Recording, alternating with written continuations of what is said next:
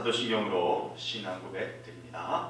전능하사 천지를 만드신 하나님 아버지를 내가 믿사오며 그 외아들 우리 주 예수 그리스도를 믿사오니 이는 성령으로 잉태하사 동정녀 마리아에게 나시고 본디오 빌라도에게 고난을 받으사 십자가에 못 박혀 죽으시고 장사한 뒤 사흘 만에 죽은 자 가운데서 다시 살아나시며 하늘에 오르사 전능하신 하나님 우편에 앉아 계시다가 저리로서 살인자와 죽은 자를 심판하러 오시리라. 성령을 믿사오며 거룩한 공예와 성도가 서로 교통하는 것과 죄를 사하여 주시는 것과 몸이 다시 사는 것과 영원히 사는 것을 믿사옵나이다. 아멘. 찬송가 500장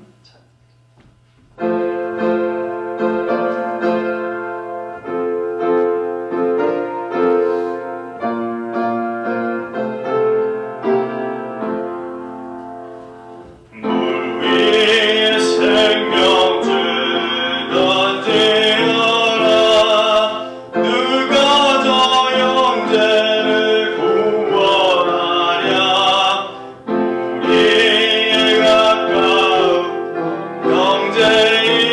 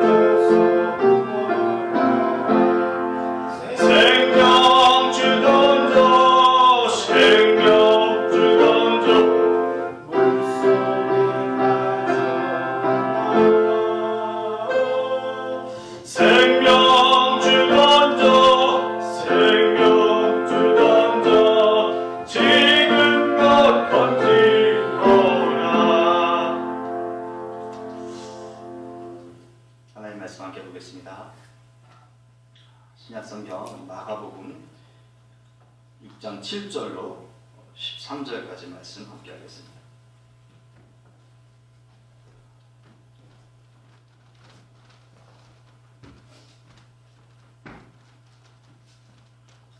마가복음 신약성경 62장 63면쯤 되겠습니다. 마가복음 6장 7절로 13절까지 말씀 함께 합독합니다. 12제자를 부르사 둘씩 보내시며 더러운 귀신을 제어하는 권능을 주시고 명하시되 여행을 위하여 지팡이 외에는 양식이나 배낭이나 전대의 돈이나 아무것도 가지지 말며 신만 신고 두벌 옷도 입지 말라 하시고 또 이르시되 어디서든지 누구의 집에 들어가거든 그곳을 떠나기까지 거기 유하라. 어느 곳이든지 너희를 영접하지 아니하고 너희 말을 듣지도 아니하거든 거기서 나갈 때에 발 아래 번지를 떨어버려 그들에게 증거를 삼으라 하시니 제자들이 나가서 회개하라 전파하고 많은 귀신을 쫓아내며 많은 병자에게 기름을 발라 고치더라. 아멘. 하나님의 말씀입니다. 기도합니다. 하나님 감사합니다. 오늘도 생명의 말씀을 읽었습니다. 우리가 사는 동안 이 말씀을 쫓아 살게 하시고 말씀을 따라 하나님께서 주시는 은혜와 분복이 넘치는 생애 살도록 도와주시고 함께해 주시옵소서. 성령의 능력을 의지하며 주어진 말씀에 의거하여 하나님 말씀을 함께 나누고자 합니다. 비차간에 은혜가 되는 시간 되도록 주님께서 함께해 주세요. 예수님의 이름으로 기도합니다. 아멘. 무엇인가 좀 잘하기 위해서 일반적으로 우리 연습합니다. 일종의 이것은 습득의 단계이고 배움의 과정이라 할 수 있습니다. 근데 좀 더 잘하기 위해서 연습을 한 다음에 일종의 현장학습이라는 것도 이어지는 일을 합니다. 좀 구체적인 훈련을 하는 것이죠. 이 현장학습이라는 건 뭐 다른 거 아니죠. 실전과 흡사하게 배웠던 것들을 실천하는 실제 장소에 가서 하는 겁니다. 이 과정을 통해서 실제로 내가 해야 할 것이 무엇인지 좀 더 체계적으로 또 확실하게 알게 되고 익히게 됩니다. 예수님의 사역에서도 이런 모습들이 엿보입니다. 성경에 기록된 모습을 보면 예수님께서 당신의 사역을 시작하시면서 제자들을 부르셨습니다. 함께하는 그 제자들은 예수님이 가는 곳마다 함께했기 때문에 예수님의 사역을 보고 직간접적으로 여러 경험을 합니다. 훈련이자 연습의 기간들을 보냈다라고 판단이 됩니다. 오늘 본문 말씀을 보니까 이제 그 제자들의 차례가 되고 맙니다. 7절을 그렇게 시작하죠. 12제자를 부르사 둘씩 보내시며 라고 했습니다. 이곳에 사용된 그 부르사에 대한 그 부름은요, 중요한 의미나 교훈, 또 가르침을 줄 때 사용한 단어입니다. 그러니까 뭔가 좀 예수님께서 제자들에게 하실 말씀이 있다라고 하는 것들을 엿볼 수 있죠. 그러나 우리가 기억하다시피 예수님께서 제자들, 특별히 12제자를 부르신 것은 지금 6장의 7절 이것이 처음만은 아니다라고 하는 것이죠. 마가복음 3장 13절에서 예수님께서 제자들을 이미 부르셨어요. 많은 사람들 가운데 제자들을 부르시고 또 14절 말씀을 보면 그 부르신 이유마저도 설명을 합니다. 마가복음 3장 14절 가운데 이렇게 기록하고 있죠. 이는 자기와 함께 있게 하시고 또 보내사 전도도 하며 귀신을 내쫓는 권능도 가지게 하려 하심이로라. 아멘. 3장에서 제자들을 부르시고 전도도 하고 또 귀신 쫓는 권능도 너희에게 줄 거야. 그렇기 위해서 내가 너희를 불렀어 라고 하는 그 부름에 대한 응답, 성취가 이제 6장 이곳 7절에서 드디어 이루어지게 됩니다. 사도 바울은 이런 말씀을 합니다. 디모데후서 2장 20절에서 21절 가운데요. 큰 집에는 금그릇과 은그릇뿐만 아니라 나무그릇과 질그릇도 있어 귀하게 쓰는 것도 있고 천하게 쓰는 것도 있나니 그러므로 누구든지 이런 것에서 자기를 깨끗하게 하면 귀히 쓰는 그릇이 되어 거룩하고 주인의 쓰심에 합당하며 모든 선한 일에 준비함이 되리라. 아멘. 이 가운데요 공동번역 성경은 깨끗하게 하면 이 구절을 모든 악을 버리고 자기 자신을 깨끗하게 하는 사람은으로 번역을 합니다. 또 현대인의 성경은 준비함이 되리라 라는 구절을 주인이 온갖 좋은 일에 요긴하게 쓸 수 있는 귀하고 거룩한 그릇이 될 것입니다 라고 재번역을 합니다. 이 말씀을 보면요, 목적에 맞게 쓰임 받는 게 맞지만 그냥 쓰임 받는 게 않다는 것에 대해서 주지시키고 있는 것은 좀 명백합니다. 훈련이라고 하는 것은 부족한 것을 채워주는 시간일 뿐만 아니라 나쁘고 잘못된 것을 고치는 기간이 되기도 합니다. 왜냐하면 그렇게 해야 온당하게 사용되어질 수 있고 또 정확하고 바른 모습을 지닐 수 있기 때문에 그렇죠. 예수님이 제자들을 부르시고 그에 걸맞는 일들을 맡기셨다는 것은 얼마나 많은 시간이 흘렀는지는 모르겠으나 제자들이 함께 하면서 배웠던 그 일련의 과정들이 이제 예수님이 하신 사역을 저들도 잘 감당할 수 있을 것이다 라고 준비가 되었다라고 인정할 만한 어떤 일정한 수준까지 도달했다는 것을 뜻한다고 생각이 되어집니다. 일을 할 수 있다. 일을 할 수 있다는 것은 참 감격적인 일이죠. 사람들은 저마다 갖고 있는 자신의 일을 통해서 생을 이어가고요. 또 그 일을 통해서 자신의 어떤 존재감마저도 갖게 됩니다. 게다가 우리가 사회 구성원으로서 그 속에서 내가 하나의 일원이 되고 있다라고 하는 당당함도 얻을 수 있는 것이 한편으로 보면 일이죠. 주님의 일을 한다는 것도 우리에겐 좋은 의미가 있습니다. 그리스도인들에겐 좋은 의미가 있어요.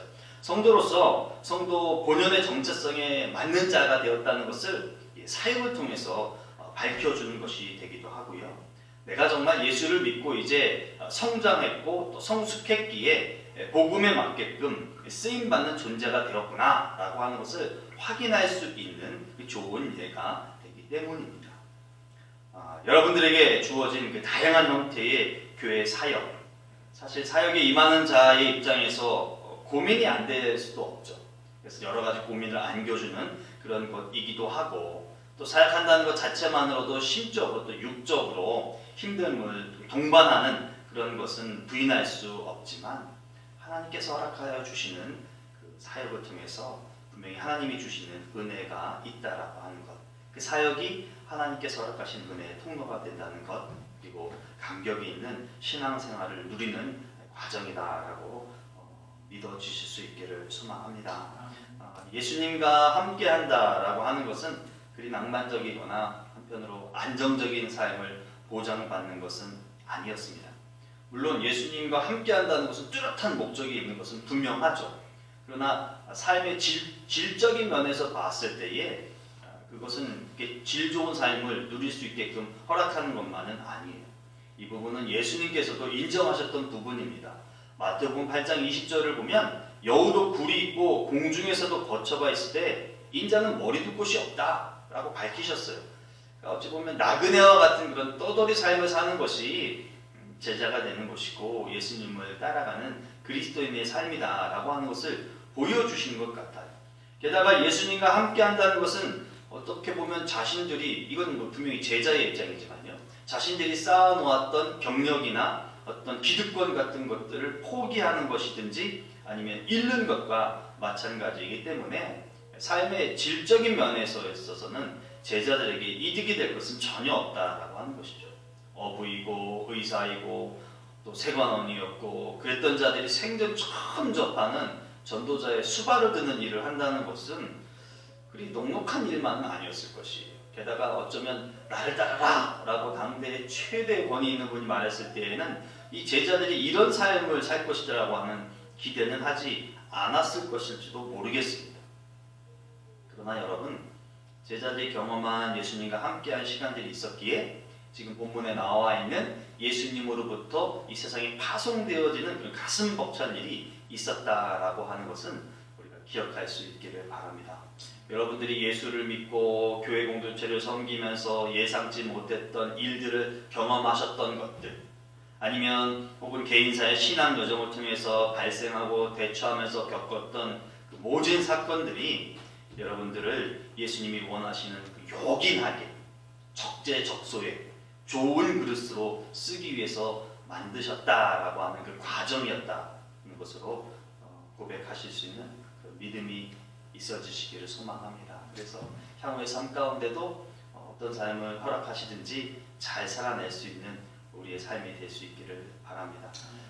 사실은 이런 과정들을 지나면서 이번 한 번만이면 충분히 내가 감당했으니까 됐을 거야 하는 일들이 거듭되어지는 것들, 자꾸만 나타나는 것들, 무슨 연유인지는 알 길이 없지만 아마도 짐작컨대 지속적인 복음을 증거하는 전도자로서의 쓰임받게 하기 위해서 한 번이면 족할 것 같은 그런 일들이 거듭되어지는 것은 아닐까 하는 그런 생각을 가져봅니다. 하나님의 뜻, 하나님의 목적에 맞게끔 쓰기 위해서 나에게는 한 번이면 좋겠을 그것이 여러 형태로 변형되어서 내 삶 가운데 나타나는 것일 수도 있다라는 그런 생각을 가지시면 좋을 것 같습니다. 그런데 오늘 말씀 보니까 둘씩 보내요. 누가복음 10장에서도요 70명의 전도자를 보내실 때 둘씩 보내셨어요. 근데 오늘 저자 마가가 예수님께서 2명씩 보내면서 왜 그런지에 대한 명확한 이유는 밝히지 않았기 때문에 딱히 이것이야 저것이야 속단하고 단정지을 수는 없을 듯합니다. 그저 좀 가늠할 수 있는 것은 신명기 7장 말씀을 보면 어떤 증언의 명확성을 위해서 한 사람으로 하지 말고 두세 사람의 증인이 있어야 된다라고 하는 말씀을 좀 되새겨 본다면 복음의 명확성, 복음을 증거하는 것이 타당하고 합당한 것이다. 이 복음은 진리다라고 하는 것을 좀 천명하기 위해서 2명을 보는 것은 아닐까 하는 좀 나름의 추측을 좀 해봅니다. 오늘의 현실에 있어서 우리들의 입장에서 봤을 때 단순히 이 둘이라고 하는 측면을 생각해 본다면요. 전도서 4장 12절 말씀을 보면 한 사람으로서는 당해낼 수 없는 공격도 두 사람이면 능히 막아낼 수 있으니 삼겹줄은 쉽게 끊어지지 않는다라고 했어요. 살아보니 맞아요. 혼자가 아니면 누군가 함께 해주는 이가 있다고 하는 것은 우리에게 큰 힘이 되는 것은 사실입니다. 또 사도행전 6장 말씀을 보니까요. 교회의 일꾼을 뽑는데 집사들이 7명이 뽑혔어요. 7명 있습니다. 오늘의 교회마다 일꾼 되는 직분자들이 있어요. 서로 다른 교회에 서로 다른 직분자들이 있고요. 또 그 숫자마저도 교회마다 다름을 우리가 압니다.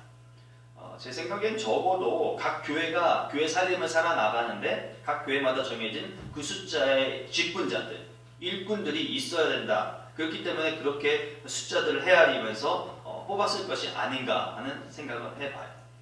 숫자가 서로 다르지만 필요하기 때문에, 그러나 그 다른 숫자는 그 각 교회에 적합한 숫자이기 때문에 그만한 직분자들을 뽑은 것이 아닐까. 본문에서의 둘씩 그런 차원에서 이해의 공직도 합니다. 마가복음 3장에서 12의 제자를 세우시고 실제로 예수님 없이 사역에 투입하고자 하는 것, 파송시키고자 하는 것은 이번이 처음이에요. 그러니 어쩌면 예수님도 좀 염려가 되셨을 것 같고 제자들 자신도 좀 두려움도 아니면 걱정도 있을 법한 일입니다. 그러니 그것을 좀 떨쳐버리기 위해서 좀 더 힘을 낼 수 있는 것은 조력자가 있다면, 협력자가 있다면 좀 회복이 될 수 있겠다라고 하는 것이죠. 그런 차원에서 둘씩 보내신 것은 아닐까 이런 생각을 해봐요.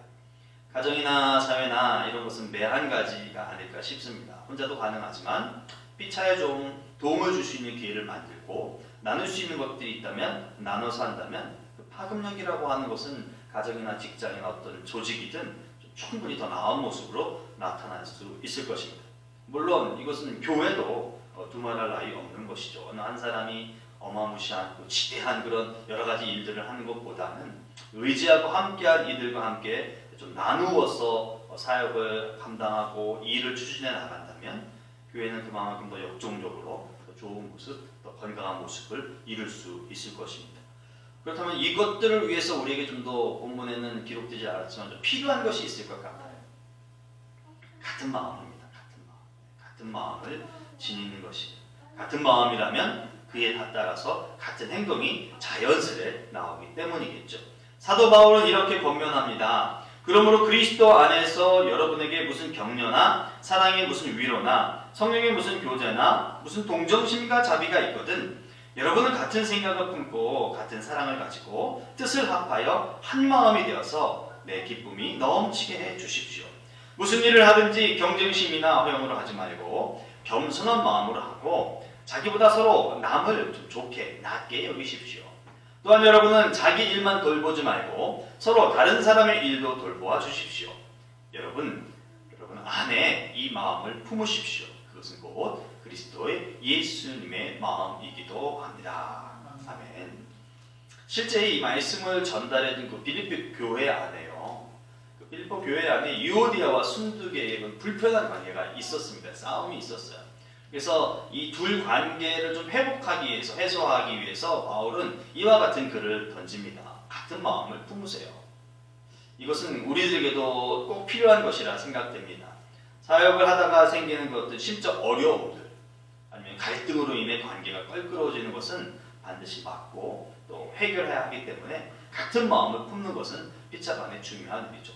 그러나 이 같은 마음을 품는다는 것은 사실은 내 마음에 예수가 있고 네 마음에 예수가 있다라는 차원의 같은 마음은 아니리라고 생각되어집니다. 왜냐하면 우리 이미 다 내 안에 예수의 마음이 있음에도 불구하고 갈등이 있고 좀 어그러짐이 있다는 것은, 같은 마음을 품으라고 하는 것은 예수를 네 마음에 품으라는 것보다는 너에게 갖고 있는 마음을 예수에 투영시켜서 드러내라 라는 뜻으로 해석함이 좀 더 온당하다고 보여집니다. 그러면 내가 생각했던 예수의 마음, 내가 갖고 있는 것이 다른 사람이 갖고 있던 그 예수의 마음과 다를 수도 있지만 동일하게 예수의 마음에 투영을 시키면 나도 예수를 통하여서 그도 예수를 통하여서 만나기 때문에 같은 마음이 되리라 생각이 되어집니다.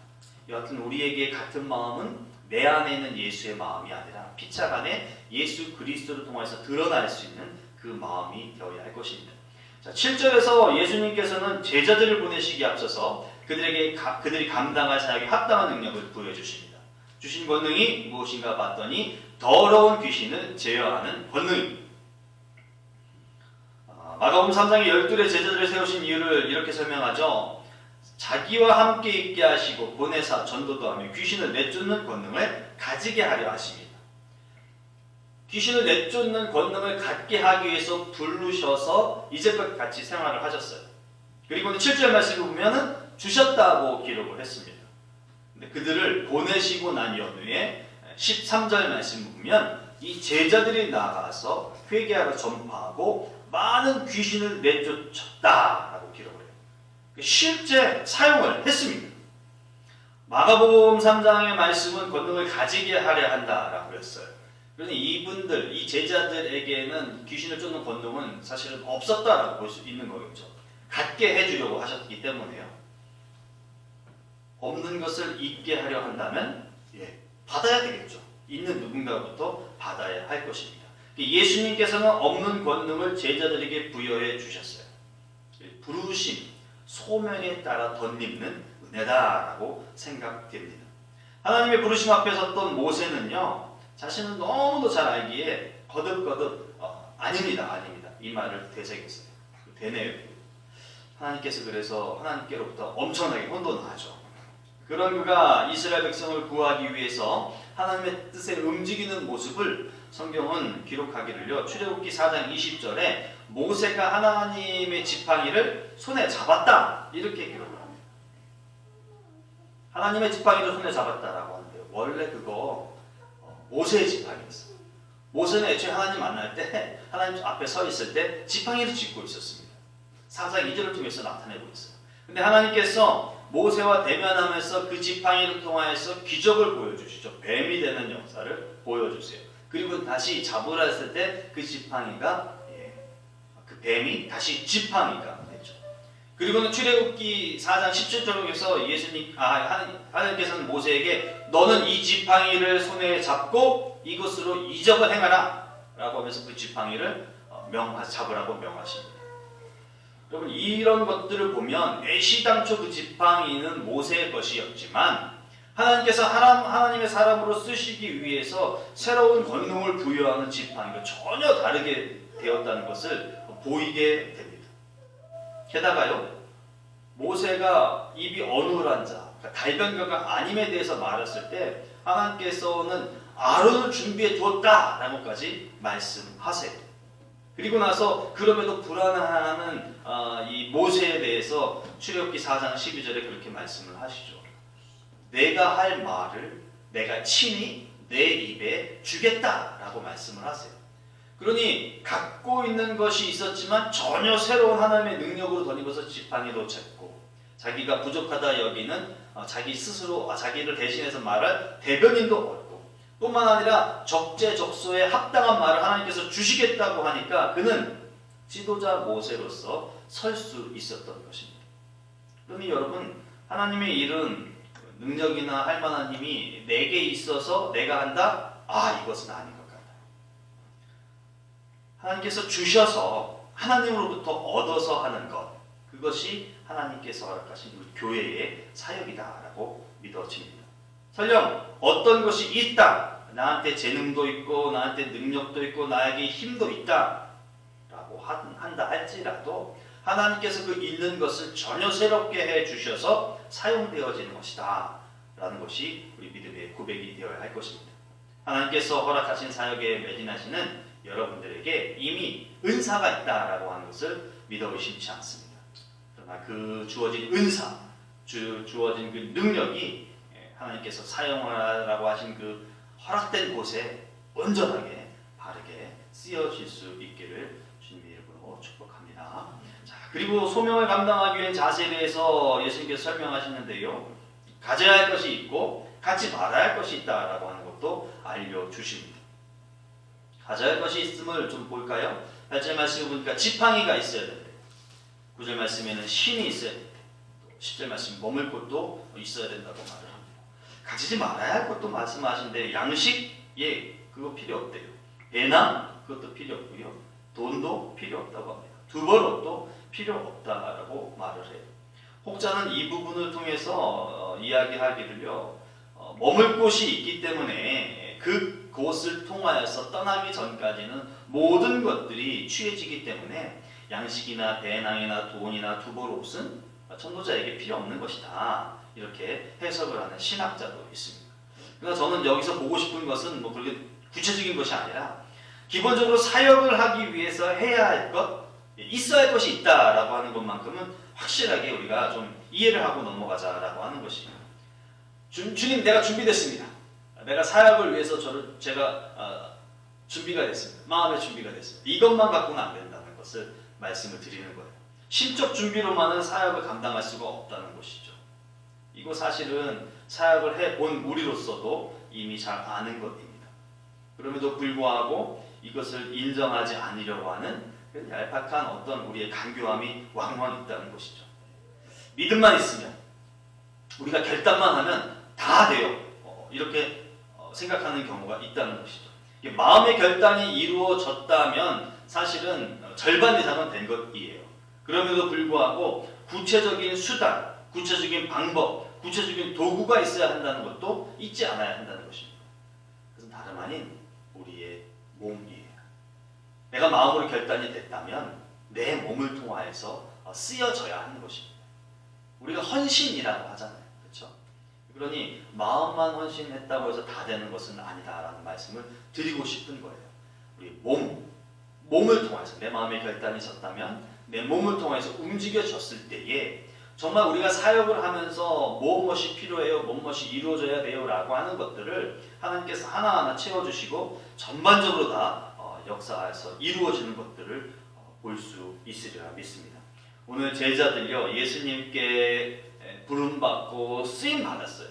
근데 예수님께서 있어야 될 것 다른 거 이야기 안 했어요. 지팡이 짚고 신. 나머지 것들은 너가 가서 전도자로서의 네가 사역을 하게 되면 네가 머물 곳을 통해서 다 얻어지는 역사, 그 체험들을 하게 했다라고 하는 것이죠. 또 그럴 것이 만약에 무엇인가가 이루어지지 않았다면 오늘 말씀 끝자락에 그러죠. 내 발의 먼지를 털어버려라. 내 발의 먼지를 털어버려라. 너를 통해서 이루어진 모든 은혜와 공덕이 그에게 가지 않고 너에게 임할 수 있도록 털어버려라. 이런 말을 해요. 그러니 어떤 생존을 위한 것들에 대한 염려는 하지 않아야 된다라는 것을 빗대어 본다면 사역을 위해서 필요한 그 어떤 것들에 대해서는 사실 염려하지 않아도 되겠다라고 하는 것이죠. 마음의 결단서고 몸을 움직이게 되면 우리의 움직임을 통해서 사역을 위해서 필요한 그 제반 요소들은 성취될 수 있는 기회들을 하나님께서 허락하신다라고 하는 것이죠. 제가 드리고 싶은 말씀은 마음이 섰다면 몸마저 온전히 드릴 수 있는 그런 우리가 되어야 되겠다라고 하는 것이에요. 이스라엘은 광야에서 성소를 만들 예물을 드렸습니다. 성경은 이런 이스라엘의 모습을 기록하기를 백성이 아침마다 자원하는 예물을 연하여 가져왔다. 출애굽기 36장 3절을 통해서 계속 가져왔다. 계속 아침마다. 그렇게 해서 성소의 건축이 시작되었다라고 하는 거죠. 근데 30장 이후를 보면 그 성소를 만드는 일을 담당했던 그 감독자들, 담당자들이 요청을 하는 말이 있어요.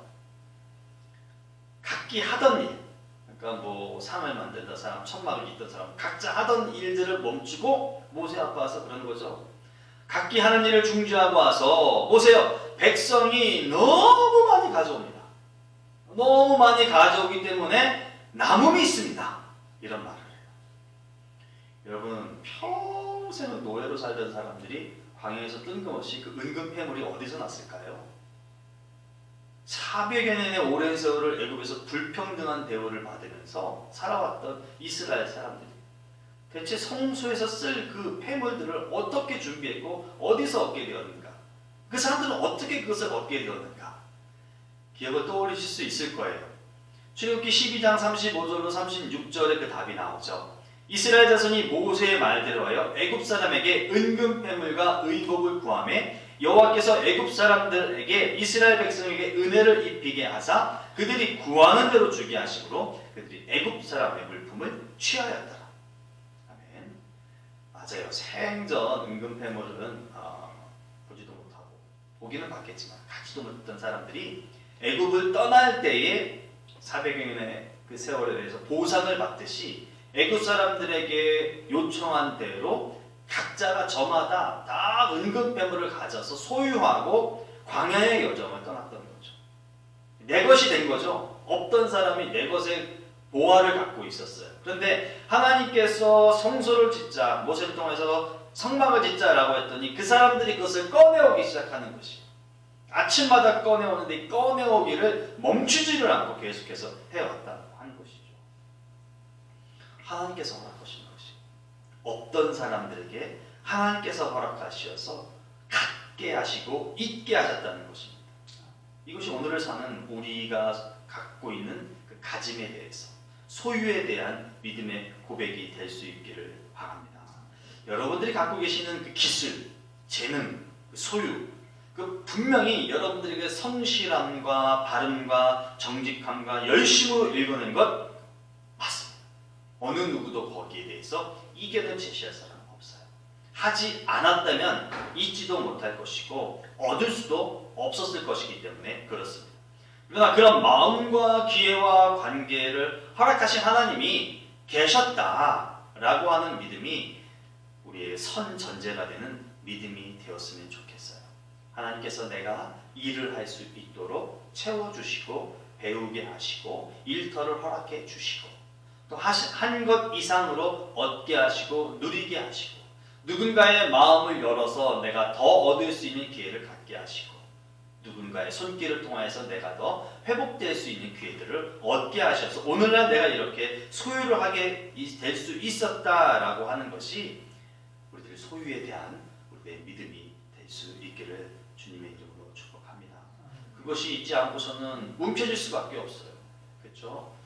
남들 먹을 때 나 먹지 않고 땀 흘린 건데 남들 푹푹 잘 때 자지 않고 열심히 일한 건데 남들 놀러 갈 때 놀러 가지 않고 내가 땀 흘린 보상인데 그거 얼마나 아깝고 그거 얼마나 귀하겠습니까?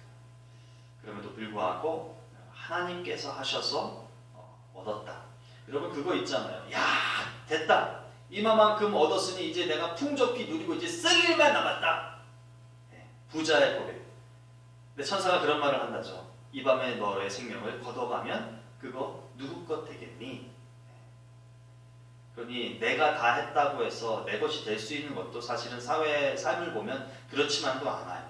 그러니까 잃지 않게끔 황충 먹지 않게끔 보호해 주시고 책임져 주신 하나님의 인도하심이 있었다라는 고백이 우리 소유에 대한 믿음의 전제가 될 수 있기를 원합니다. 성경은 신앙인이 된 것으로 만족하며 살아라 이렇게 말씀하지 않아요. 됐으니까 신앙인이 됐으니까 이제 내 안에 거하여라 누려라 그러면 참 좋겠는데 그렇게 말씀하시지 않는다는 것이 그리스도인이 된다는 것은 복음의 전도자가 되는 것이며 분명합니다. 가라, 내가 나에게 배우고 익히고 들은 것 너도 가서 전하라. 이런 말씀을 끝까지 하시기 때문이죠. 그래서 바라건대 뒤로 물러서지 않는 그런 신앙인들이 되었으면 좋겠습니다.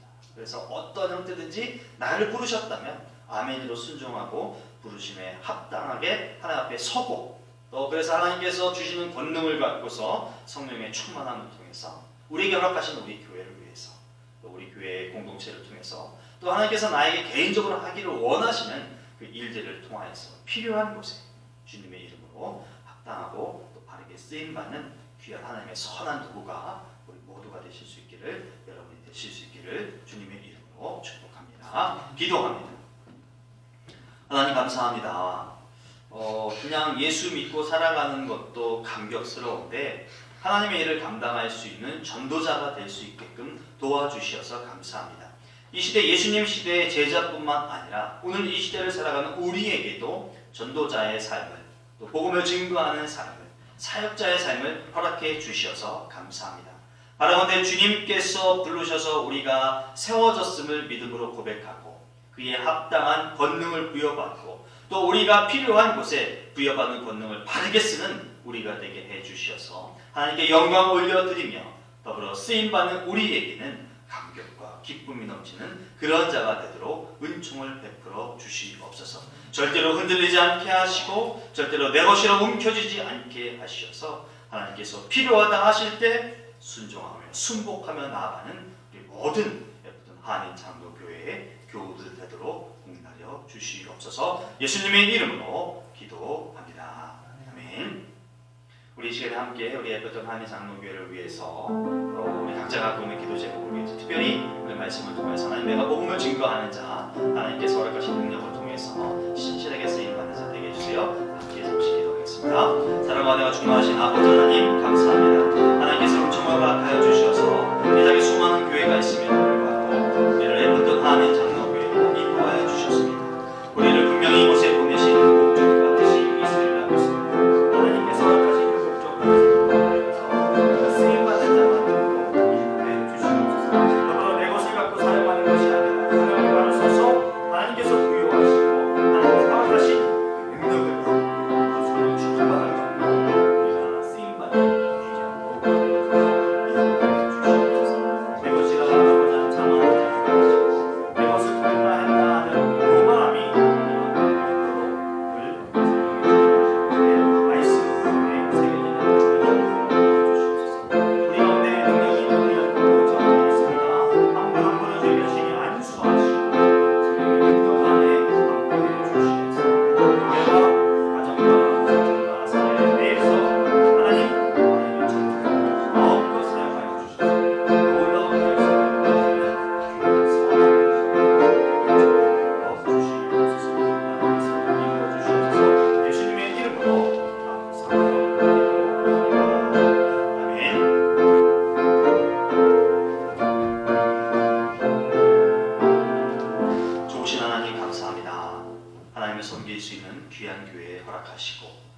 함께할 수 있는 지체들이 있음에 감사로 영광을 올려드립니다.